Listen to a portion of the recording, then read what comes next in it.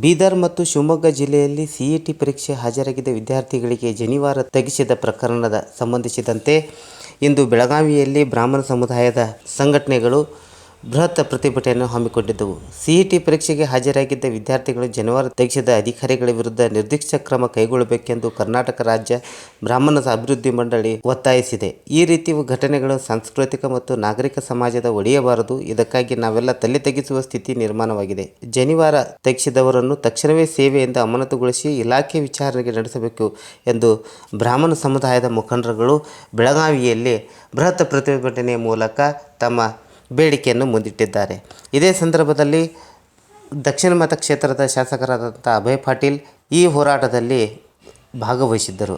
ಹಾಗೂ ರಾಜ್ಯ ಸರ್ಕಾರ ಮತ್ತು ಸರ್ಕಾರದ ನೀತಿಗಳ ವಿರುದ್ಧ ಶಾಸಕ ಅಭಯ್ ಪಾಟೀಲ್ ವಾಗ್ದಾಳಿ ನಡೆಸಿ ಈ ಸಮಾಜವನ್ನು ಒಡೆಯುತ್ತಿರುವಂಥ ಸರ್ಕಾರ ಮುಂದೆ ಈ ರೀತಿ ಅನೇಕ ಕ್ರಮಗಳನ್ನು ಕೈಗೊಳ್ಳುತ್ತಾ ಇದೆ. ಅದಕ್ಕಾಗಿ ನಾವು ಇದನ್ನು ಪ್ರತಿಭಟಿಸುತ್ತೇವೆ ಮತ್ತು ಸರ್ಕಾರ ಸಮಾಜವನ್ನು ಒಡೆಯುವ ಉದ್ದೇಶದಿಂದ ಇಂಥ ಕ್ರಮಕ್ಕೆ ಮುಂದಾಗಿದೆ ಎಂದು ಅಭಯ್ ಪಾಟೀಲ್ ಅವರು ರಾಜ್ಯ ಸರ್ಕಾರವನ್ನು ಜರುಗಿದರು. ಈ ಸಂದರ್ಭದಲ್ಲಿ ಬ್ರಾಹ್ಮಣ ಸಮುದಾಯದ ಮುಖಂಡರುಗಳು ಬೆಳಗಾವಿ ಚೆನ್ನಮ್ಮ ವೃತ್ತದಿಂದ ಜಿಲ್ಲಾಧಿಕಾರಿ ಕಚೇರಿಗೆ ಬಂದು ಮನವಿಯನ್ನು ಸಲ್ಲಿಸಿದರು. ಈ ಸಂದರ್ಭದಲ್ಲಿ ಸಮುದಾಯದ ಮುಖಂಡರುಗಳು ಜನಿವಾರವನ್ನು ಹಿಡಿದು ಘೋಷಣೆಗಳನ್ನು ಕೂಗಿದರು. ಈ ಸಂದರ್ಭದಲ್ಲಿ ಬ್ರಾಹ್ಮಣ ಸಮುದಾಯದ ಮುಖಂಡರುಗಳು ಹಾಗೂ ಮಹಾನಗರ ಪಾಲಿಕೆಯ ಸದಸ್ಯರುಗಳು ಹಾಗೂ ಸಾರ್ವಜನಿಕರು ಈ ಪ್ರತಿಭಟನೆಯಲ್ಲಿ ಭಾಗವಹಿಸಿದ್ದರು. ಬ್ರಾಹ್ಮಣ ಸಮಾಜಕ್ಕೆ ಜನಿವಾರ ತೆಗೆಸಿದವರಿಗೆ ಬ್ರಾಹ್ಮಣರ ಜನಿವಾರ ತೆಗೆಸಿದವರಿಗೆ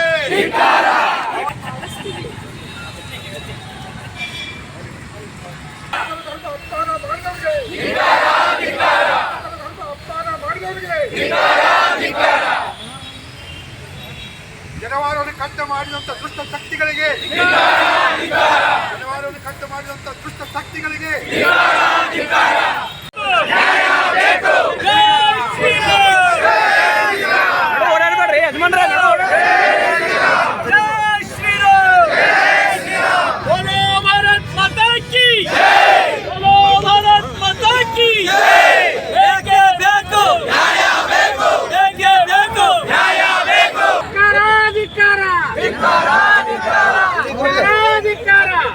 ಈ ರೀತಿಯಲ್ಲಿ ಈ ರೀತಿಯಲ್ಲಿ ವಿಚಾರ ಮಾಡುವಂತಹ ಬ್ರಾಹ್ಮಣರ ಮುಖ್ಯವಾದಂತಹ ಚಿಹ್ನೆಯಾದಂತಹ ಜನಿವಾರಕ್ಕೆ ಕೈ ಹಾಕಿದಂತಹ ದುಷ್ಟ ಸರ್ಕಾರದ ವಿರುದ್ಧ ಈ ಒಂದು ನಮ್ಮ ನಿಷೇಧವನ್ನು ನಾವು ವ್ಯಕ್ತಪಡಿಸ್ತಾ ಇದ್ದೇವೆ.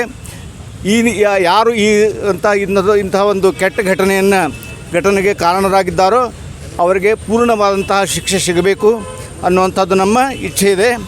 ನಾವು ಈ ಘಟನೆಯನ್ನು ನಿಷೇಧಿಸುತ್ತೇವೆ.